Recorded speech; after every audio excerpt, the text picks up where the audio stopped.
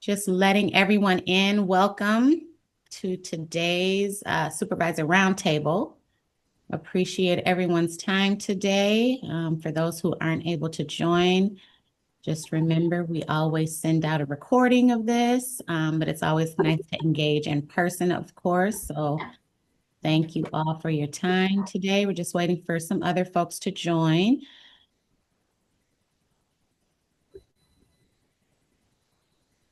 Hope everyone's had a nice Monday and Tuesday so far this week.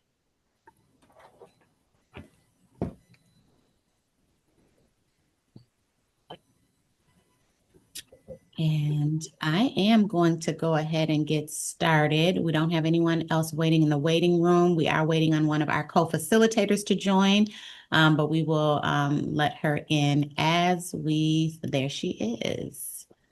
And we'll let others in as we continue to get started. So today, as well as in light of our most recent supervisor roundtables, we have planned to be very intentional about the resources that we provide related to rural Minnesota. Most of us here on the call, as far as myself and my co-facilitators, are from the metro area. And so we recognize that there are a lot of CHWs as well as CHW related sources and access here in the metro area. So the idea I introduced to my supervisor roundtable team is for us to consider and just to be intentional about including rural Minnesota with a lot of the information that we're bringing through supervisor roundtable, because that is a big part of the CHW workforce profession. So just wanting to be, again, intentional about being inclusive of those areas as well. So today we have a pretty packed agenda that I want to make sure that we get going on, because part of that agenda is also information sharing. Want to make sure that all those on the call today have an opportunity to share any resources related to their communities or related to their various programs and services. So I'll start with my introduction. I'm Vanyi Howard. I am a community health worker, have been since 2008. I'm also a birth doula. My role with the Alliance is apprenticeship coordinator, and I do a lot of work with employers, as well as CHW certificate training program students and apprentices across the state of Minnesota. The focus is, in fact, growing, strengthening, and diversifying the CHW workforce across Minnesota. And I'll hand it over to Shandy for her introduction. Good afternoon, everybody. My name is Shandy Potismangra. I am the workforce coordinator, a community health worker, workforce development coordinator for the Alliance. I started in beginning of this year. I work alongside Vani, and my background is in doing equity and program development. I am also a CHW and got my certificate in 2018. And I'm going to pass it off to our other host, Tuesday Glover.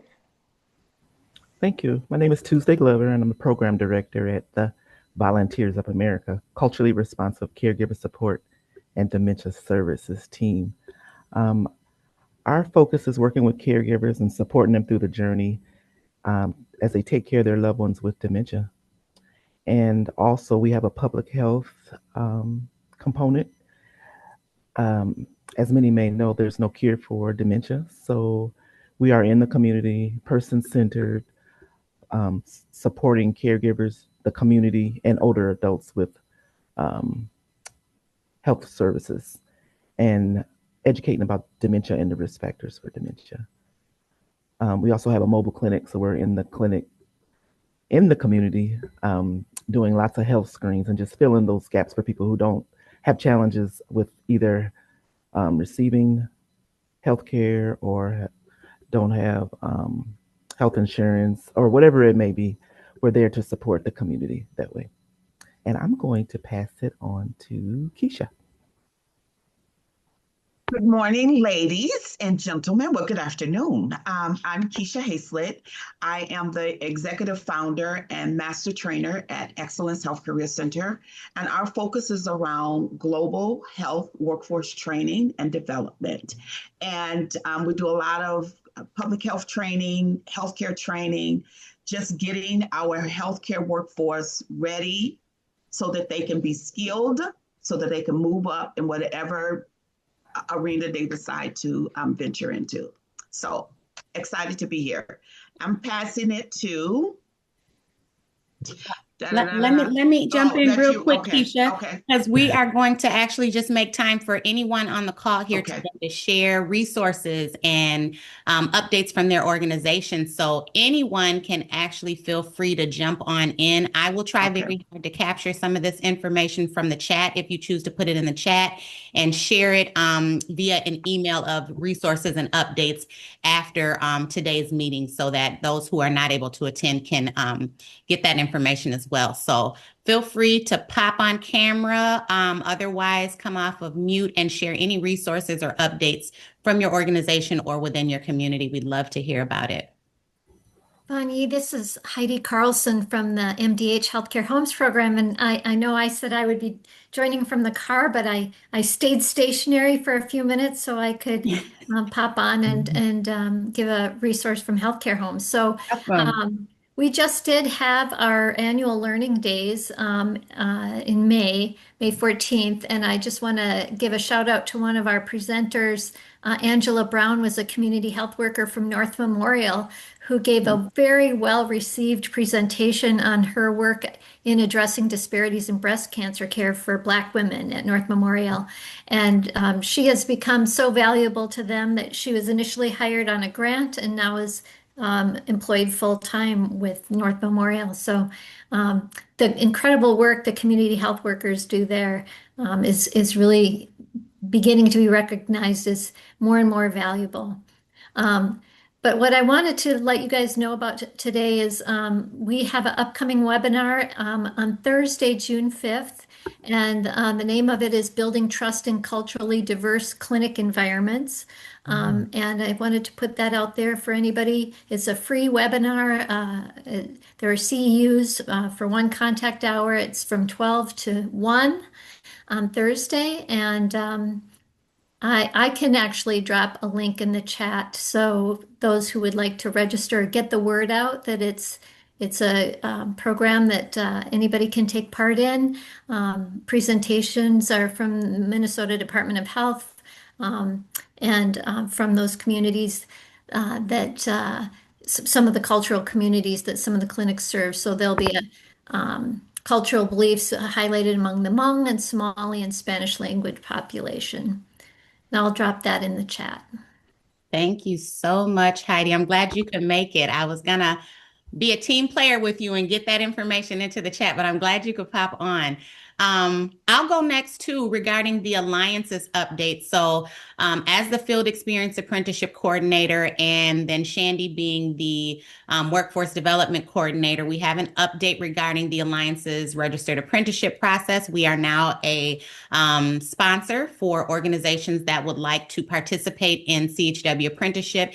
And the term that DLI uses for such employers is signatory employer. And what that really means is that the Alliance will provide a number of the trainings for your CHW apprentices and then work with you also on any technical support or guidance that you need to implement the CHW role within your organization. And so we're very excited to have completed that process because we do understand and we're able to just see the difficulty that some employers were having in launching their own registered apprenticeship programs, whether that be because of grant funding or whether that be because of lack of structure for training for their CHWs. We are now proud to say that we can assist with progressing the CHW work profession forward in the state of Minnesota.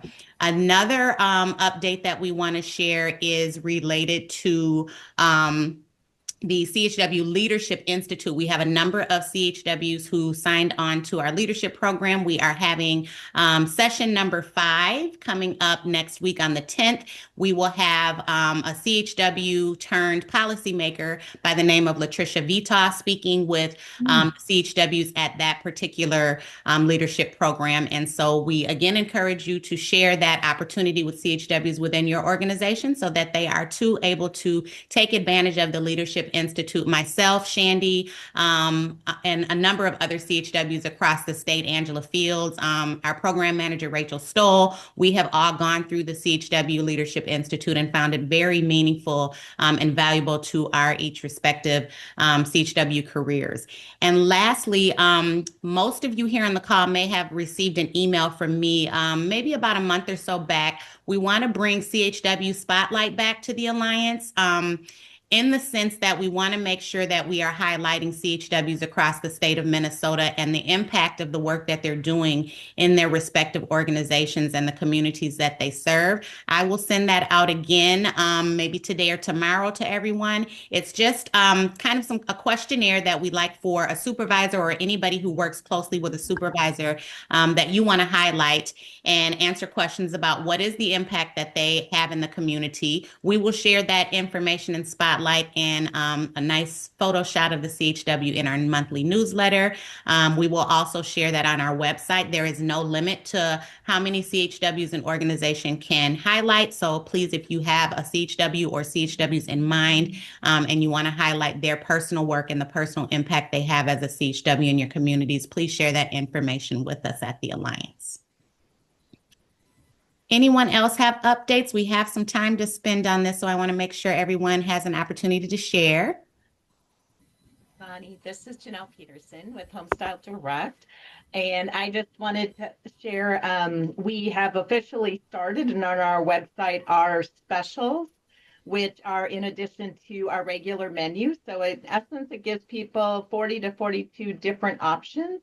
And then when you were highlighting the rural community health workers in that area, we deliver via FedEx. So in that rural space, we can deliver anywhere, which growing up in rural Minnesota, I think that's wonderful because there's a lot of folks who don't want to travel into town or don't have access to do that. So we can get the meals to them. And then also we have a CEU, and I'll send that to you in June about nutrition and sleep. So you can learn about how good nutrition can help with your sleep. And we offer CEUs for dietitians, nurses, and case managers. So thank you. Thank you. Shandy, I see your hand up. Yeah, thanks, Bonnie. I wanted to quickly remind folks that the convening meeting for the across the state, we had a CHW stakeholder meetings of different committees that were talking about building a CHW roadmap, talking about funding and sustainability, training and workforce, data and evaluation. Many of you were probably on one or more of those committees, and we are actually having our convening meeting coming up in here this month, June 12th, from 12 to 2 p.m. I'll put the link in the chat. Please register for the event. Even if you weren't part of those committee meetings and you're still very much interested in learning about what came through those conversations, you don't want to miss it. If you're able to attend, I'll put the registration link in the chat. Thanks, Shandy.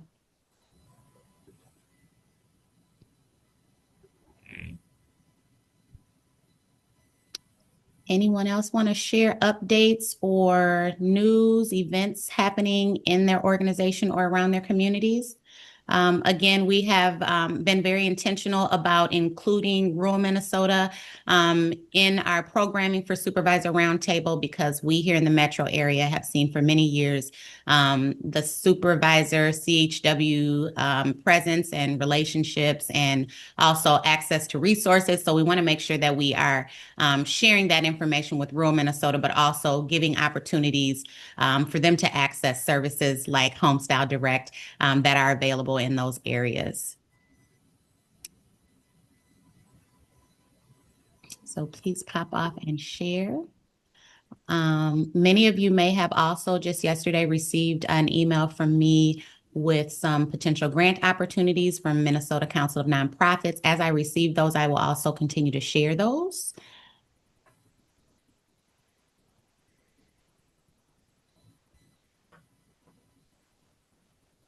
If there is no one else, we can move forward. Ms. Keisha Hayslett, who is one of our co-facilitators, does a lot of things as far as looking for grant opportunities, and she is going to share some of that knowledge and those tools with us today for folks who are struggling with finding grant opportunities. So I will let you take it away, Keisha.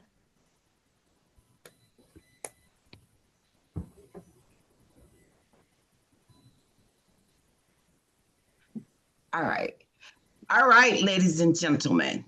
So what I want to do, because I only have a few minutes. So what I would like to do is first get a consensus of when you are looking for grants, do you have a diversified way for looking for them? Can just put your answer in the chat for me. Like, where are you looking for opportunities to find RFPs? Go ahead and place it in the chat for me, please. I'm going to show you just 2 ways today that I use almost every week to find opportunities and resources. And whether it's me, if the grant is not for me, reading through the grant, looking to see who is a part of the grant, what organizations do what I'm aligned with what they're doing. If it doesn't align with the first one, doesn't align with the second one, so forth and so on. Okay, so let's just run through that right quick. So also put in the chat for me your category. Like, when you look for RFPs, are you RFP mental health? Are you looking for RFPs public health? Are you looking for RFPs chef? Are you looking for RFPs? Anything? Just go ahead and put it in the chat for me, okay? Because I'm gonna show you what I do. All right, so here we go. Let's go to share, and then let's go to, I think this is the one. Yep, share. Okay. All right. Can you all see my screen?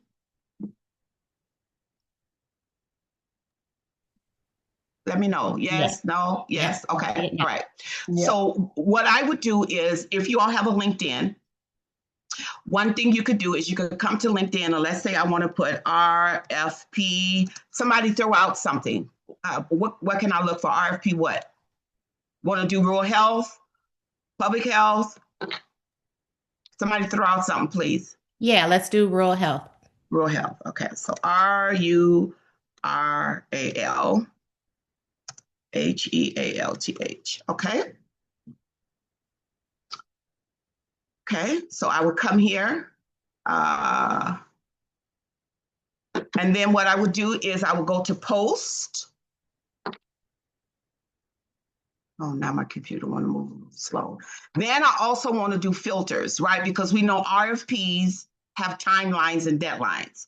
So then I will come over here to all filters, and I will either put the past week, top match, or you can do the latest, and then I'll show results. Okay. And then you can look through here to see who is posting RFPs, right? So here it is, Sound Health Benefits. You can click on that and read through it. All right, let's see, let's find one here. Oh, here's one. So request for proposal for impact study.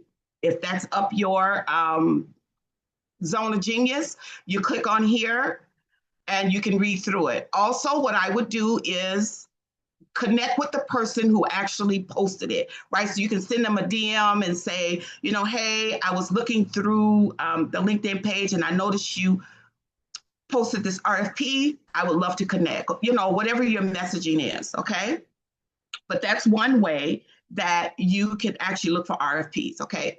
And so another way that I look for RFPs is, so in other words, when you put your RFP, put RFP and then a category, all right? RFP Minnesota, RFP rural health, RFP, you get the point. All right, so that's LinkedIn. So let's say we go on to Google. Okay, and so with Google, I do the same thing. I do RFP. You see, I was on here already, right? mental health, oral health, right? And so you can read and you see, because I have mine filtered to Minnesota, of course, Minnesota is going to come up. But what I want to do is I want to come over to tools. And then again, you want to make sure that you are picking a specific time frame, because we don't want a year unless you're looking for RFPs that you're researching that perhaps the year has passed, and maybe you want to keep an eye on when they will do the next RFP. Okay, so I would usually say probably the past week. And then again, you can look through here and find something that fits you. Now, I'll be honest with you. When you are doing this, it's really going to take a mind that's outside of the box. Because if you're trying to figure this out with your mind still being in the box, you're going to lock yourself out. So you got to come out of you're going to get the box. Information is in the box. You're going to open it. And then now you're going to begin to explore. Another place that I look is I go to private sector, like say for instance, Johnson & Johnson. And so I would go to their site, go all the way down to the bottom, and they actually have a section on there that's called, it's either RFPs or programming or events. So in other words, look outside of what you normally look to. Does that make sense? Another place that you can look is, oh boy, I see, I wrote it, where did I wrote? Another place you can look is, oh Lord, it just escaped me. Well, any organization that hey, this one I found very helpful. The things that you use every day, you buy soap, you buy detergent, right? You buy most of those organizations have health initiatives. And so you could go to those sites, again, look way at the bottom. There was one I was looking at the other day. I think it was education. Yeah, I was education RFPs, right? And so you could go to the bottom. Let me see, where is it? Education. Was it this one? No, I don't think this was it. No, this is not it. But it was the Minnesota Board of Education site. And I looked way at the bottom, and they actually have a section down there where it says RFPs. And so you click on that and you can actually see what they're doing and what they're looking for. So the point of all of this, ladies and gentlemen, is to not just look at nonprofit. I mean, our nonprofits entity that we have here. Literally expand yourself. What products am I buying? Based on the products that I'm buying, I go and I research what initiatives do they have in the health arena that I can align with or my organization can align with. And then how do I make the connection? Okay, so does that make sense? You all let me know if this is making sense to you. Okay, and then another thing I want you to do is in your Google search, you can actually go and you want to do Google, I want to say it's Google Alerts, right? Google, I think I set it up already. Where did I put it? No. Where's it here? Yeah, here. Okay, so I already had it up. All right, so can y'all see my screen? You say Google Alerts? Yes. Okay, perfect. Okay. So what you can do is you could go to www.google.com alerts. And so when you get here, you can put in the keywords that you're looking for. So for me, I'm always looking for healthcare workforce, customer service, or healthcare advocacy, right? You can even put the name of your organization. You can put rural health in here. And so what will happen is when you put that in here and save it, you have to make sure also that you give it a frame, like how long do you want it? Do you want a delivery every day, or do you want it delivered once a day or once a week? Make sure you do that, because if not, you will keep getting, ding, ding, ding, ding, ding. But you put in here RFP rural health. And so every time something comes up in the search, Google will send you an email, and then actually you can go and you can look and read through it and see if it fits your organization. Okay. So that's just a quick rundown of my process as to how I come across different opportunities across the globe. Because what we don't want to do is limit ourselves to just our local place. Okay. So I hope that was helpful. Thank you so much for your time.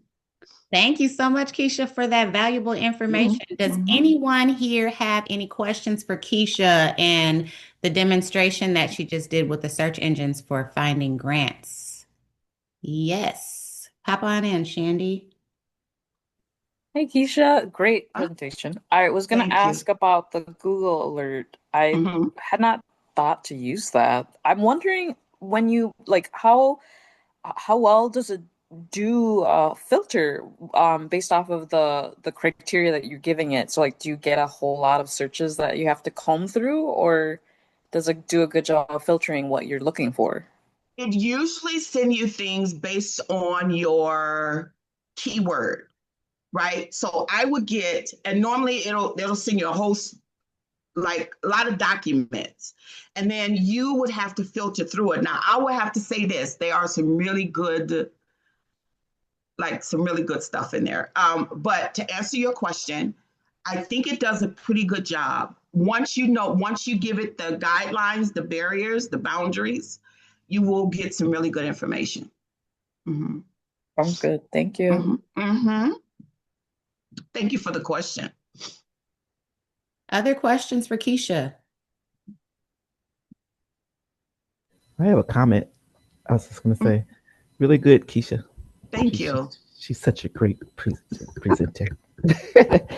But I love when you say think outside the box, because there are so many organizations that's willing to give a grant or a huge donation. So some of them that we talk about is I didn't know Best Buy does grants as far as public health. Look at your local park board and your local neighborhood association. Those are three that are that I really experienced. And thinking outside the box, I would have never thought to even think to even contact them. So thank you. You're welcome. You're welcome. Yeah. I always say, look at the things that you do in your community, right? Because those places have health initiatives. Soap, toilet paper, whatever, shoes, the whole nine, purses, the whole 9 yards. They all got health initiatives. I love that too, because so many times we might be thinking, especially working in healthcare and public health, that what we are looking or seeking out for grants has to be from a public health entity. So just what you said Tuesday just now, nobody is thinking of Best Buy as a public health or a healthcare entity. So that is super important in seeking out grant opportunities. Any other questions for Keisha? Keisha put together some PowerPoint slides. Again, I will add that to the follow-up email and share that with everyone, along with any of the resources and updates that were shared in the chat. I will send that out to folks as well, especially to capture those who were not able to be here today. If there are no more questions for Keisha related to grant opportunities and searching out opportunities for grants, I would like to move along in our agenda and bring on Renee Bymark of Elder Circle. Renee is in rural Minnesota. I'll let you tell her all about Elder Circle and their initiatives and the programs and services related to CHWs. Renee, thank you very much for being here. I will hand it over to you. Thank you. And thank you for inviting me here. I don't know, can you see my screen? Yes. Yes. Oh, perfect. I had to test yesterday to see if my my computer actually worked. I have not had it on for about a week, so I was testing the video and stuff to make sure I could log on and not have those complications. But anyways, I am with Elder Circle. Elder Circle is located in Grand Rapids, Minnesota.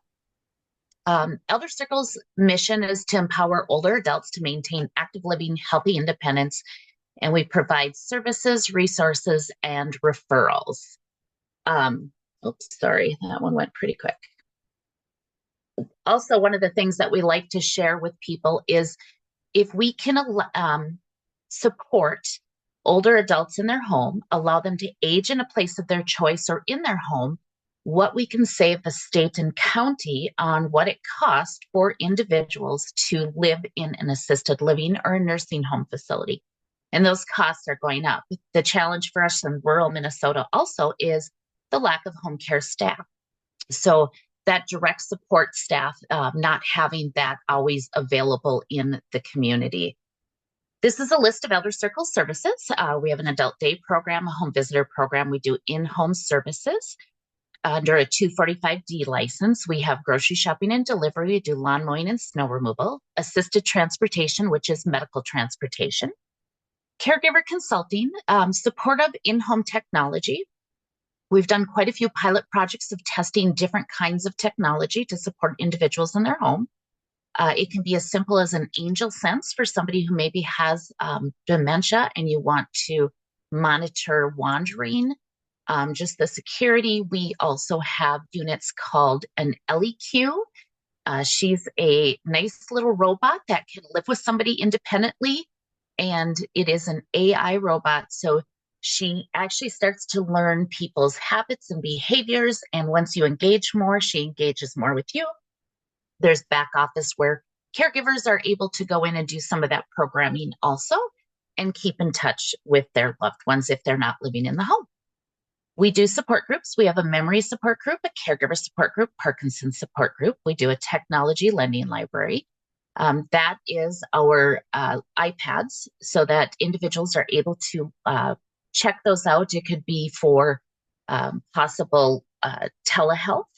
It could be to attend one of our support groups or somebody else's groups. And so we do just sign those out.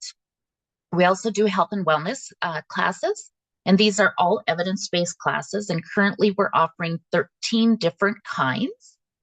Some are fall prevention.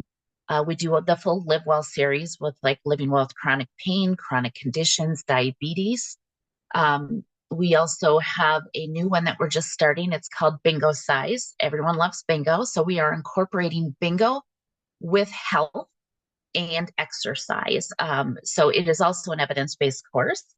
Hypertension is another one that we offer that allows a lot of people to attend. And these are all led by usually somebody who is also living with that chronic pain or chronic illness. We train volunteers. We also have trained staff who lead these classes, and we partner with the healthcare systems currently. We partner with Fairview Hibbing and the Grand Itasca, which is Fairview out of Grand Rapids, and Big Fork Valley in Big Fork. So, and Essentia Health in Grand Rapids also. So we are partnering with all the local healthcare systems. We also have a virtual dementia tour. This is a tour that somebody gets to experience what it is like to live with dementia. It allows you to step into their shoes. We monitor or alter your senses by a few different things. We call it garb that is put on. And then there's a scripted thing that is asked of you when you go into the room. And this is also considered an evidence-based programming. We are trained through Second Wind Dreams out of Georgia. We are able to offer CEUs for those classes if it is a formal caregiver who goes through it. We offer this all throughout Itasca County and Northern St. Louis County. We do go on site. My dream is to have a big motorhome that we just drive up instead of having to find a room, suit it, and utilize it. So hopefully at some point we'll be able to do that. We provide community education. We offer monthly classes. It could be Medicare 101. We can do power of attorneys. We do fraud classes, quite a few different arrays of things like that. We are also the host organization for AmeriCorps. So we have a volunteer engagement service program where we support other nonprofits in our county by what we call the match.com of volunteers. We find a volunteer who is interested in what it is that you may need help at your organization. Elder Circle alone uses about 300 volunteers to provide the services that we provide. I would say the average age of our volunteers are in their mid-60s to early 70s. We also have a guardianship program. This is kind of one of those hidden services that we kind of do. You don't really see it out in the community, but the county will come to Elder Circle and ask us to become a guardian for a specific individual who maybe doesn't have family or family's not a good choice. So we follow all of the Minnesota rules on that. And we basically make the life and health decisions for those individuals. We don't do anything financial. We usually help them sign up with a rep payee, possibly from the county. Gloria, please pause.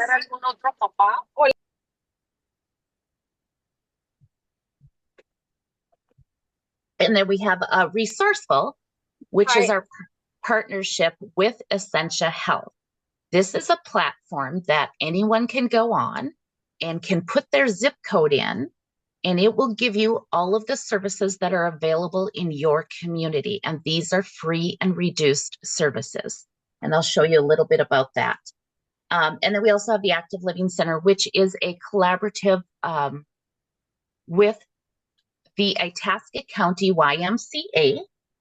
And we have a space between our offices and their facility where we offer active activities for older adults. So we have bingo, we have cribbage, we've done pottery classes, water painting classes, beading classes. So we just try to come up with a wide array of activities and to encourage people to come and attend to help combat that social isolation, give them a place to connect with individuals and kind of create their own support network. So as I said, we went through all of our programs. One of them that I wanted to touch on was our home visitor program. And the reason for that is this is where our CHW work will start. And we have had a home visitor for about 2 years. And this home visitor goes into the homes with individuals who are 60 plus and works with them in a wide array of whatever it might be. There's no set what they do. It could be different every single time. We assist with paperwork. We help them identify their networks, educate on available resources, assess risk factors, safety concerns, and individual concerns. It could be as simple as helping them apply for maybe elderly waiver with the county. It could help them. We've done things like bed bugs, hoarding for cleaning, especially if individuals are being released back into their home from a healthcare system. Usually the healthcare system will reach out to us if there's any concerns about that individual going home and allow us to maybe help do whatever it is that maybe needs to happen. One time it was repairing the floor of an individual's home because it wasn't safe. He could step right through it. And then we usually find volunteers or somebody to go in and take care of that. But that was one of the programs that really made me start thinking about the community health worker. This program is so tightly connected with our healthcare system since we are usually one of their first contacts when somebody is being released. We also get a lot of our referrals through Itasca County Health and Human Service and Public Health. So that connection, correlation, the community health worker just seemed like it's a great way to bridge. I don't want to say that we're just a home and community-based organization, but sometimes people don't realize that you can have the expertise in a community-based organization to be able to provide all these services. Elder Circle currently right now, in 2024, they served 2,383 unduplicated individuals. And with those unduplicated individuals, we call them touches. So we serve them more than 19,000 times. That is with all of the services that we provide. And that would mean that an individual came to adult day care one day, or we did an in-home service. That's not hours. That's actually each time. Hours wise would be much higher than that.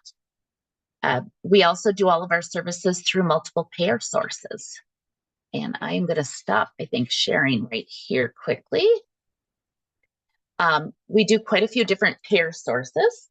We do it in a private pay. We do bill elderly waiver. We do bill some private insurances. Those are usually one-offs. They connect with us, ask us about if we're able to fill out their application, so we will do that. We also have some Title III funding. If anyone's familiar with that, that is all done on a cost share basis. So we provide those services.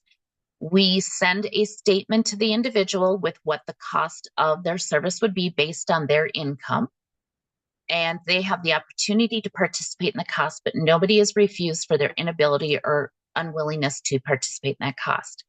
Now, our chore and our in-home, those services are billed all through our waiver. So our lawn mowing and snow is billed through waiver, our in-home and adult day through waiver. And then we do have some scholarship dollars that we do look for at some of the healthcare foundations. So currently right now, our funding sources for like CHW, we have a Live Well at Home grant through the state of Minnesota that's helping us develop our CHW work and incorporating more of our evidence-based and creating some policies and procedures for the CHW. We're very much at the beginning. We have 2 individuals who just graduated May 9th as CHWs. They're also our home visitors. So they've already had that experience of going out into the home. We really want to meet people where they're at. We don't want to add additional barriers or challenges for them to have to come to an office. So this has really been a great way for us. And sometimes it's a one-off. You may just go to that individual's home one time. Sometimes it takes 10 trips in order to get everything done. So there's quite a bit to the home visitor, and we haven't had a lot of policies and procedures in the sense that like I see with the CHW, because there's just more information that we need to be able to put in place. So we're kind of at those beginning stages, although we have created our training. Let me see if I can bring that up here. I know I had it here. There we go. And I will share this. And this is kind of where we've started with our CHW.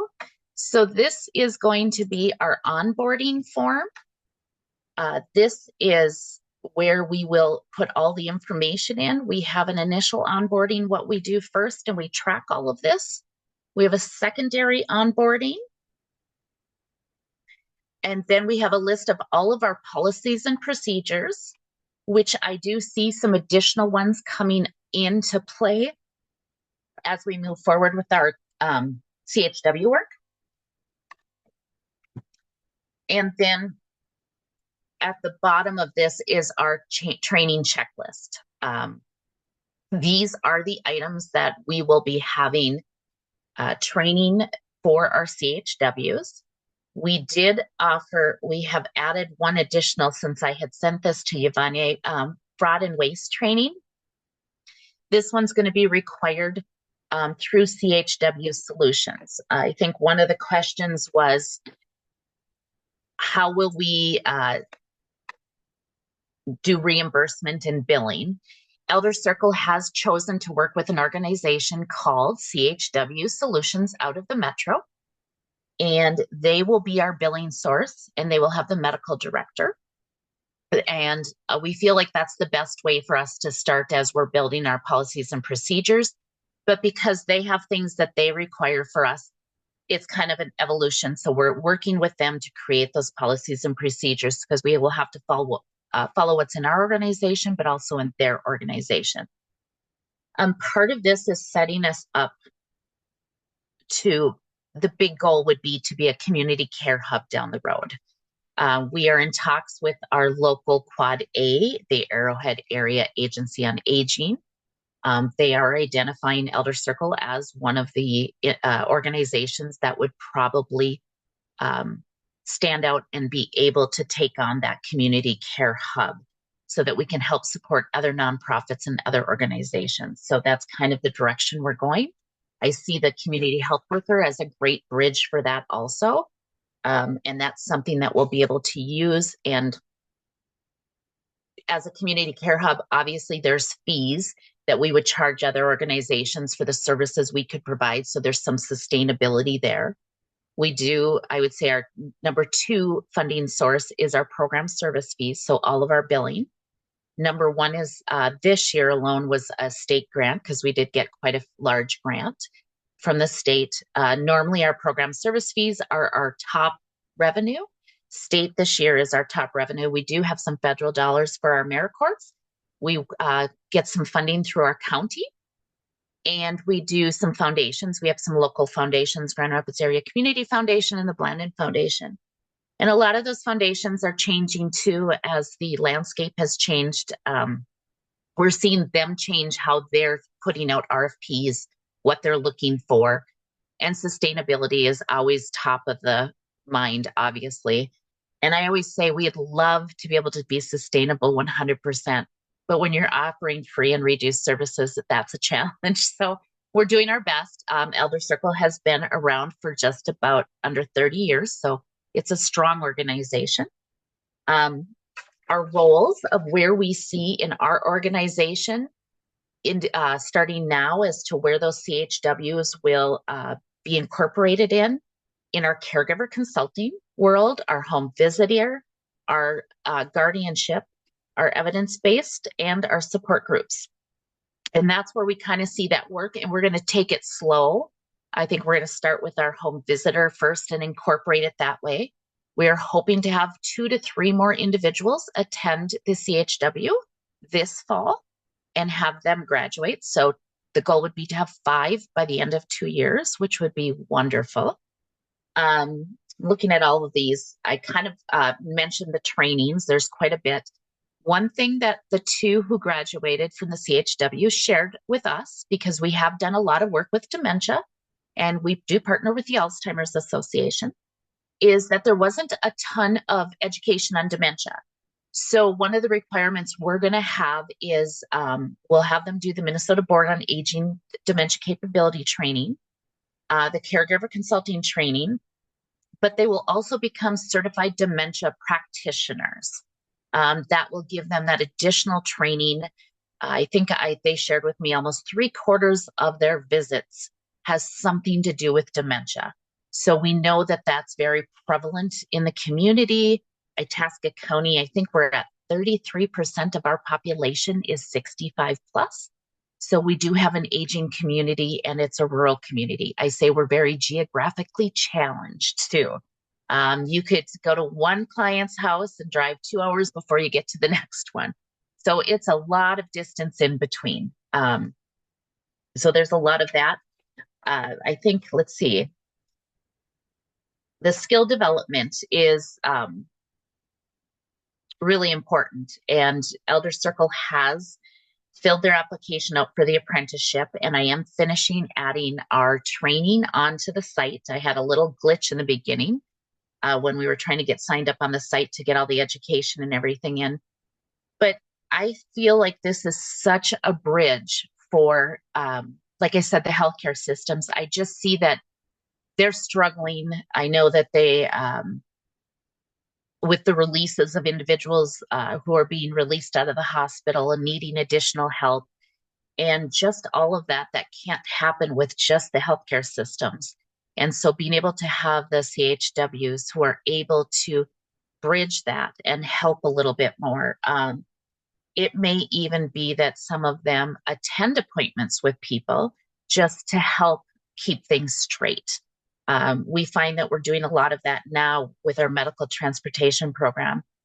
We have some individuals who do have some memory, we have memory concerns with, and so they may call and schedule a medical ride, but we call into the hospital to confirm that they have an appointment, because lots of times they have the time wrong or the date wrong. And we see that our community health workers will be able to actually do some more of that also. I'm trying to think if I'm missing anything off of here. I don't know if I mentioned, but we do all of Itasca County and northern St. Louis County. And again, like a very geographically spread out with the clients that we serve. I know that CHWs have been around for longer than most people are aware of.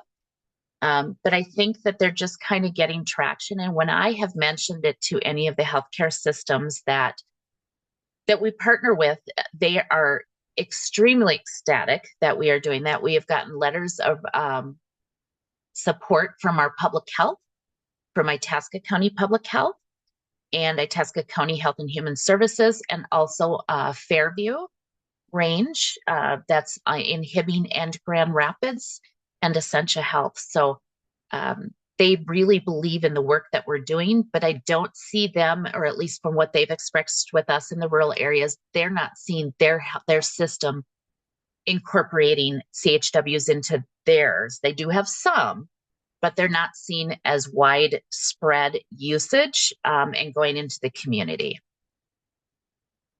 So I think that's about it, unless I didn't touch on something. You did great, Renee. That is super, super valuable and meaningful work that you're doing. As you mentioned, filling the gaps where not even the healthcare systems are able to fully bridge that gap. So much of what you said resonates with me as a community health worker, being that a lot of my experience was working with the elders prior to becoming a CHW, and then entering the CHW field working with seniors in rural Minnesota and doing home visits with that population as well. So kudos to you all at Elder Circle. You shared your list of trainings with us. I would just want to make sure that folks on the call know that an organization that has a long list of trainings in place and structured trainings to train their CHWs is really a good candidate for being their own apprenticeship program. On the other hand, if you're an organization that does not have what you feel is a robust and meaningful training platform for CHWs, the Alliance, again, is here to become a sponsor for those trainings, to help you grow and to really just elevate the workforce of your CHWs in your community. So hopefully the information that Renee just shared about Elder Circle and what they're doing in the rural area inspires organizations to either partner with other organizations or to grow their program services in a way that fully serves or better serves their community. Are there any questions at all for Renee Bymark about Elder Circle and the work that they're doing through CHW programs? I see one on the chat that said, could you say more about becoming a certified dementia practitioner? So yes, I could. Once these CHWs were just about to graduate and we were talking about the things that they felt like maybe where they didn't get as much education that they wanted and the dementia came up, I started doing some research and had some conversations. We were actually looking at dementia doulas, and thought that, that is a dementia doula is somebody who is going to really help somebody live with dementia. I mean, people, it's not just facilities. It's how do we incorporate all the safeties and everything in home and all the resources. I had some conversations with the state of Minnesota with a few individuals about dementia doula too. There's nothing on the radar for billing. And as we look at being sustainable, that's always kind of one thing I'm always looking at in the back of my mind. How will this work if we did a dementia doula? The training would have came out of Second Wind Dreams out of Georgia, and then I found one other training. But during my search, I also found this dementia certified dementia practitioner. It's about 10 hours total. There's 2 different levels, and that you can choose of which you want to go. You can just Google it right online. There's a course. There's an association and all of that. And after talking with the state, we really felt like the certified dementia practitioner will fit really well under our caregiver consulting. It's just giving them more tools in their tool belt. And probably some more credibility, and gives them more comfort too in understanding more about dementia.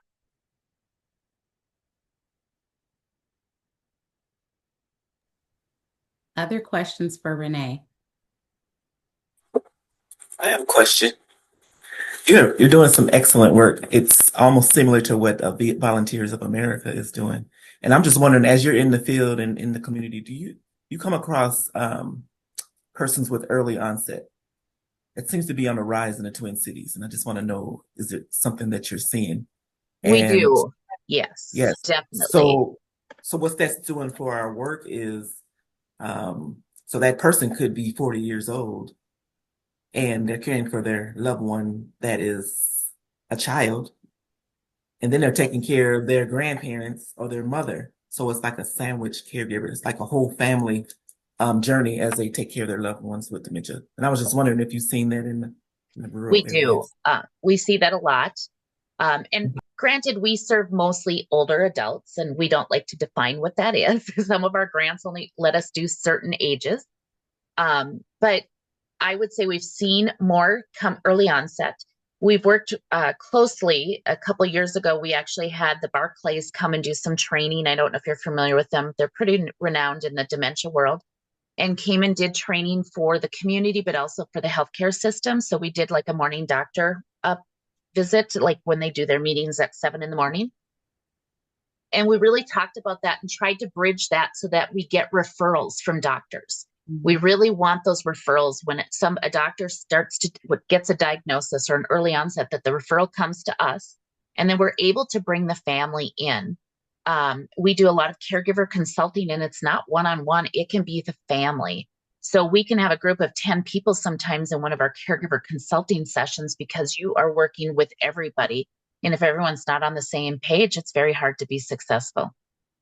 So I don't know if that answers your question, but we're definitely, if you even look at the Minnesota statistics from the Alzheimer's Association, the numbers just keep growing on diagnosed dementia cases. Every year now. So there's plenty of work to be done. It's just the CHWs are key. And if anyone to our hasn't programs. attended a virtual dementia tour, I will say that's one of the most impactful things I've ever seen happen. People go through that, and when we do our debriefing afterwards, I have seen more adult people just break down because there's just things they never realized what they might have been asking out of their loved one who is diagnosed with dementia, or when they were caring for somebody. So it's really impactful and it's very enlightening.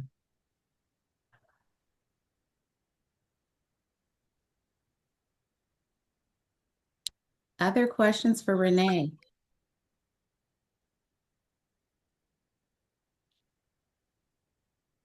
Well, thank you again, Renee, so much for not only the service that you're doing, but for being a CHW champion and recognizing the value and impact CHWs have and implementing that role at Elder Circle. Thank you as well for your collaboration through the apprenticeship program. And I will share Renee's PowerPoint with everyone here so that those who are here, as well as those who are not able to attend today, can get that information from today's meeting. Thank you so much, Renee. Thank you. Moving on with our agenda, we want to open it up for any questions that folks might have on the call.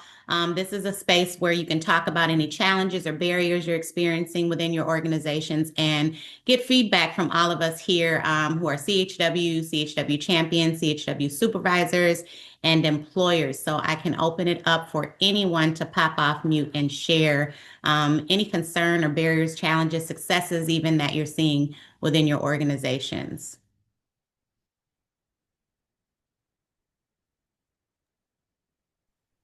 Can I share? Absolutely. Okay. So what I would like to say is that some successes we have seen, me being a consultant working with Volunteers of America.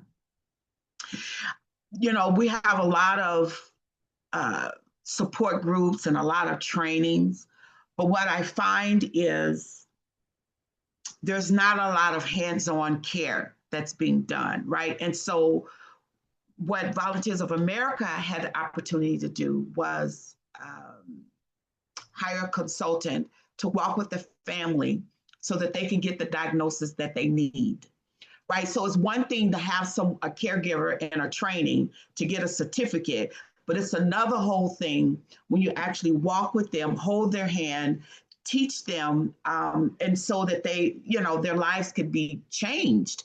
This gentleman was walking around taking care of his mom for 8 months with no diagnosis, which means he had no access to anything, right? And so we were able to, soon as we got in that clinic, we was able to do what we need to do, get the family the diagnosis and move on. And so what I'm saying is information is good, but from a nurse perspective, it is critically important that we just not give information, but we actually give some hands-on training. How do I transfer? How do I feed? How do I turn? How do I clean? How do I, the hands on. So I just wanted to just really share that. And I don't see that a lot in our community, and our families are suffering. Information is a dime a dozen, but no one is teaching the hands-on. And so I just really, really want to emphasize that. Thank you. Thank you, Keisha. So much of what's being said here today is absolutely relative and related to what we see as community health workers, even as caregivers. I know I've had to be the community health worker for my own mother who is aging, having to leave the state of Minnesota to go to Georgia where she lives to put her healthcare directive in place, her will in place, her finances in place to where it will not be such a task if something is to happen. So the work that Elder Circle is doing, helping folks with those types of forms, as well as helping people with guardianship. I've done that work as well as a public guardian for folks with intellectual disabilities. It is quite the job. And so anything that we can do to educate and teach, as well as to support our caregivers in those tasks and in all of our communities across the metro and in rural Minnesota is very necessary and very much needed. Is there anyone else here who has anything that they want to share or get feedback from folks here on the call related to their organizations that we can maybe support you in today?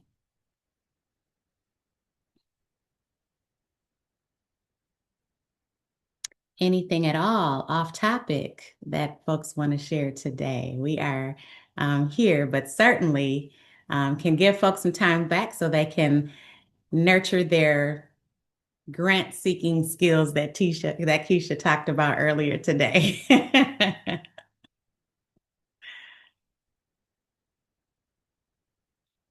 Well, if there is nothing else, I feel like this has been a very rich conversation, very rich information being shared today. Again, that information I will share with everyone in the next couple of days. After today's meeting, I'll put some things together in an email and send it out to folks here, as well as the Supervisor Roundtable list as a whole. As I mentioned earlier, I shared some grant opportunities that were shared with me from Minnesota Council of Nonprofits with you all, meaning everyone on the Supervisor Roundtable email list share. And so I'll continue to do that as well. And we will see you next time for the Supervisor Roundtable. Thank you all for joining us today. Thank you. Thank you.